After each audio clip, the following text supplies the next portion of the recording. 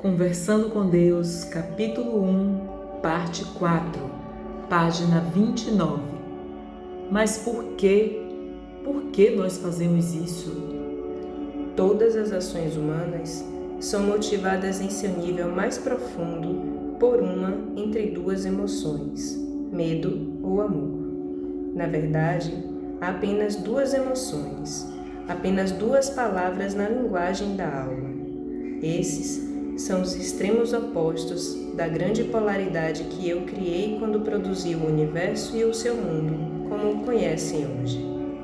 Há dois pontos, o alfa e o ômega, que tornam possível a existência do sistema que vocês chamam de relatividade.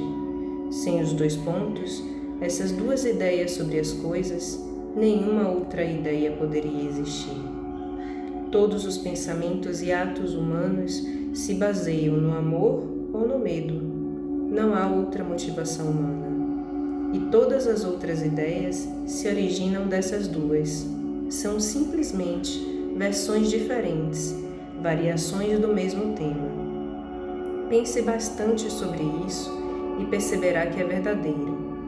É o que eu chamei de pensamento responsável, um pensamento de amor ou medo. É o primeiro pensamento por trás do pensamento, sua força motora. É a energia natural que põe em movimento a máquina da experiência humana. E eis aqui como o comportamento produz experiência após experiência. É por isso que os seres humanos amam, depois destroem, e então amam novamente. Sempre existe a passagem de uma emoção para outra. O amor abona o medo, que abona o amor, que abona o medo.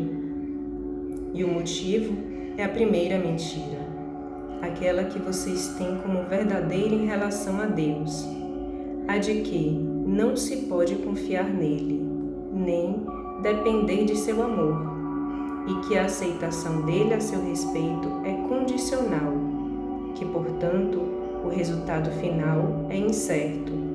Porque se vocês não puderem confiar em que o amor de Deus sempre existirá, no amor de quem poderão confiar? Se Deus os abandonar, quando não agirem adequadamente, os simples mortais não farão o mesmo? E então sucede que quando vocês juram o amor mais sublime, enfrentam o seu maior medo. Porque a primeira coisa com que se preocupam depois de dizerem eu o amo, é se ouvirão o mesmo como resposta. E se ouvirem, começarão imediatamente a preocupar-se com a possibilidade de perderem o amor que acabaram de encontrar. E por isso, toda ação se torna uma reação, uma defesa contra a perda, até mesmo quando vocês tentam defender-se contra a perda de Deus. Contudo, se soubessem quem são os seres mais maravilhosos e notáveis que Deus já criou, nunca sentiriam medo. Quem os poderia rejeitar? Nem mesmo Deus encontraria falhas em seres assim. Mas vocês não sabem quem são e se consideram ser muito menos. E de onde tiraram a ideia de que são muito menos do que maravilhosos? Das únicas pessoas cujas palavras aceitariam para tudo, sua mãe e seu pai. Essas são as pessoas que vocês amam mais. Por que mentiriam? Porém, elas não lhes disseram que é demais isso e não o suficiente aquilo? Não lhes lembraram que devem ser vistos e não ouvidos? Não os repreenderam em alguns de seus momentos de maior exuberância? E não os incentivaram a deixar de lado algumas de suas ideias mais fantásticas?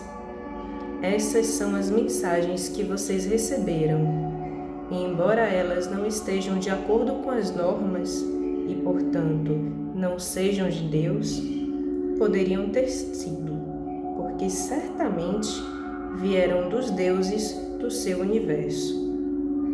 Foram os seus pais que lhes ensinaram que o amor é condicional. vocês tiveram consciência de suas condições muitas vezes, e é essa a experiência que levam para os seus próprios relacionamentos amorosos. Também é a experiência que levam para mim.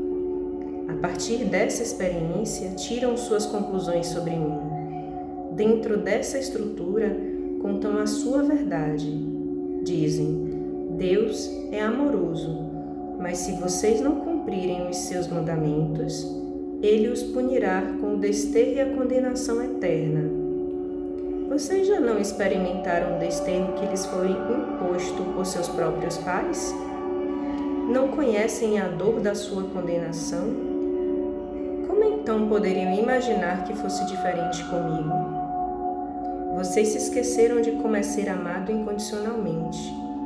Não se lembram da experiência do amor divino e, por isso, tentam imaginar como deve ser o amor de Deus, baseado no que sabem sobre o amor do mundo. Vocês projetaram o papel de pai em Deus e, por esse motivo, imaginam um Deus que julga, recompensa e pune, baseado em como ele se sente em relação ao que fizeram.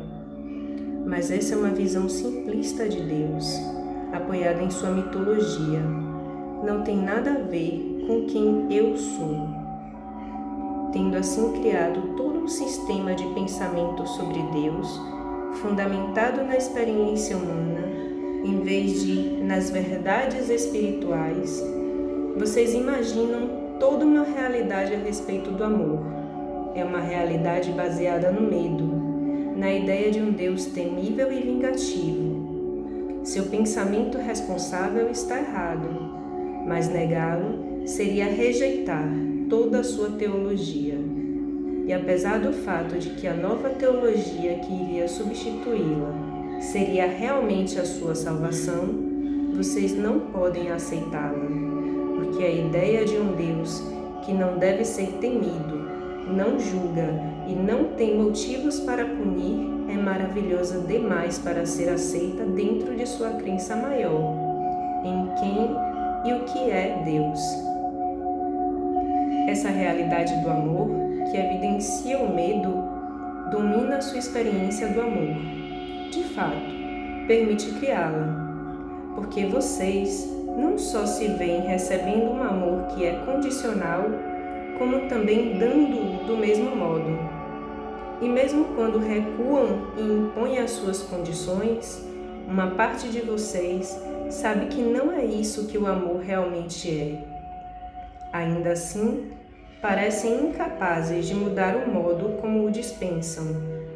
Vocês aprenderam da maneira mais difícil e dizem a si mesmos que serão condenados ao sofrimento se forem vulneráveis de novo.